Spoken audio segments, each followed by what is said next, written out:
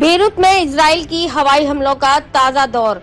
Hezbollah का पलटवार, एक हफ्ते में हिजबुल्लाह का 7वां कमांडर ढेर। इजराइल और हिजबुल्लाह के बीच चल रहे संघर्ष में हालिया घटनाक्रम ने एक नई उथल पुथल पैदा कर दी है।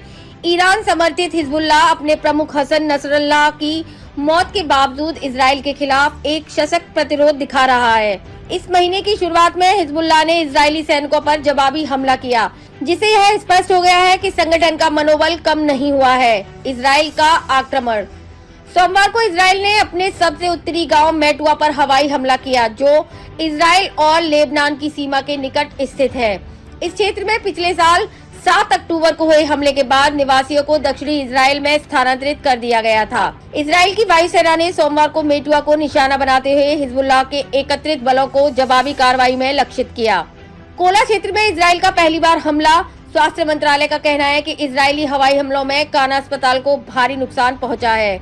इसके अलावा बेका घाटी के बाल्मेक हरमेल में इजरायली हमले में 33 लोगों की जान गई और 97 लोग घायल हुए हैं। इजराइल ने पहली बार लेबनान के कोला क्षेत्र में भीषण बमबारी की। लेबनान के स्वास्थ्य मंत्रालय के मुताबिक इजरायली लड़ाकू विमान लगातार पूरे देश में एयर स्ट्राइक करने में जुटे हैं। इजरायली प्रधानमंत्री बेंजामिन नेतन्याहू ने हाल ही में हिजबुल्लाह को पूरी तरह से समाप्त करने का संकल्प लिया है। उनका कहना है कि हमास के बाद अब हिजबुल्लाह पर भी इजराइल डिफेंस फोर्स IDF द्वारा कार्रवाई की जाएगी। लेबनान में तबाही। इजरायली हवाई हमलों का लेबनान में बड़ा असर पड़ा है। रविवार को हुए एक एयर स्ट्राइक में 105 लोगों की जान गई, जबकि 359 लोग घायल हो गए। लेबनान के स्वास्थ्य मंत्रालय के अनुसार सबसे अधिक नुकसान एन अल डेलेब और टायर क्षेत्र में हुआ, जहां 48 लोगों की मौत हुई।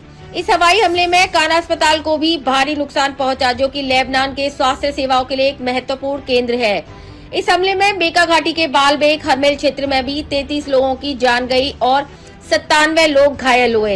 हिजबुल्लाह की प्रतिक्रिया। हिजबुल्लाह ने इजराइल के आक्रमण का प्रतिरोध करते हुए जवाबी कार्रवाई की है। संगठन ने इजराइल के उत्तरी गांव मेटुआ पर हमला किया, जिससे इजरायली सुरक्षा बलों को एक चुनौती का सामना करना पड़ा। हिजबुल्लाह के प्रवक्ताओं ने कहा कि वे अपने देश की रक्षा के लिए हर संभव प्रयास करेंगे, चाहे हालात कितने भी कठिन क्यों न हो। इस संघर्ष के कारण लेबनान और इजराइल के बीच तनाव और भी बढ़ गया है।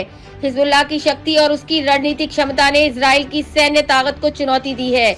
यह स्थिति न केवल 2 देशों के लिए बल्कि पूरे मध्य पूर्व क्षेत्र के लिए गंभीर परिणाम ला सकती है। विशेषज्ञों का मानना है कि यदि हालात इसी प्रकार बढ़ते रहे तो यह एक और व्यापक संघर्ष की ओर ले जा सकता है, जिससे नागरिकों की जिंदगी और स्वास्थ्य सेवाएं प्रभावित हो सकती हैं। इस तनाव के बीच अंतर्राष्ट्रीय समुदाय की ओर से समाधान खोजने की कोशिश भी महत्वपूर्ण होगी।